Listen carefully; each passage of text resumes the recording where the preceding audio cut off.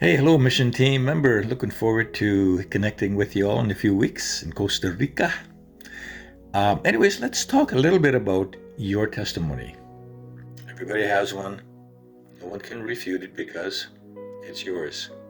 So, when we're in a church service, for example, we want to keep it to about 3 minutes because 3 minutes with an interpreter will turn into at least 5 minutes. And I know this is a challenge, but I encourage you to work on it. Try to keep the first minute to about your past. What were you like? The second minute, kind of the transition from your past to what happened when you had an encounter with God. And the third minute, the fruit of what happened. So, just to give you a bit of an idea, let me share with you my testimony within that time frame. So here we go. I was born in Norway. My parents moved to Canada when I was 7. Obviously, we did not speak any English, so that was a challenge. Also, during that first year of school, I developed a stuttering problem, which I still live with. And so, to conquer this problem, I decided that I was just going to stop talking. I'll just become very inward, and I became Silent John. Until I got into my teenage years and I discovered that alcohol and drugs really helped to loosen me up, and so I became Life of the Party John. And my philosophy in life was eat, drink, and be merry, for tomorrow you die. But I was also an atheist, did not believe in God or anything like that at all. And but I was empty inside, and like Mick Jagger, I could find no satisfaction in my life. So okay, that's that first part. Now moving to the second stage. I was the owner of the Victoria Drug and Joke Shop. I was a magician.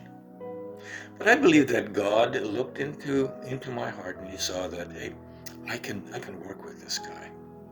And so he sent messengers to me, kind of like missionaries. And one of them was my best friend. His name was Jim.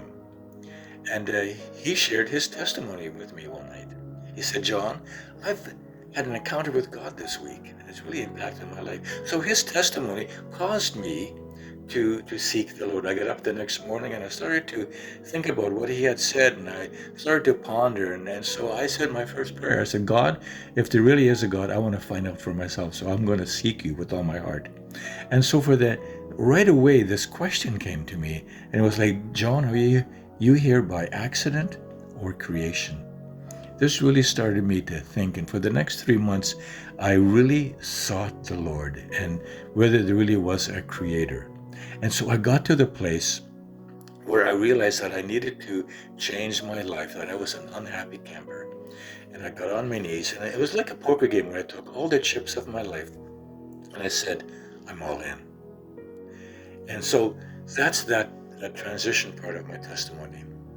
Now, the final part, the third part is, okay, now what happened? So at that point in time, when I had an encounter with the Lord myself, like my friend Jim, I got up the next morning, the sky was bluer, the grass was greener. I had this love for people I've never had before.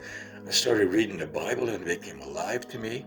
And I recognized that my life was absolutely transformed. And people would ask me over the years, well, John, how do you know that you were born again or that you had an encounter with God? And I could say, well, hey, I was there when it happened. And so from that point on, my life has been fulfilled. I have hope. I have purpose.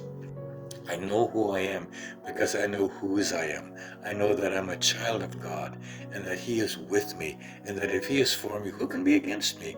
And that He has a future and a purpose for me. And He has led me on a great adventure, and I look forward to all that He has for me. And so I have hope and joy and peace like never before. I am fulfilled and it's good. Anyway, so that's kind of my testimony. And obviously there are a lot of details that I could have shared. And if I had more time, I mean, you can go into more details. But for what we're looking for you to try to get to a place where you can share it in a very concise way, and hopefully from the heart, not read from a script, If you want to use some bullet points, that's fine. But I look forward to hearing your testimony when we're in Costa Rica. God bless.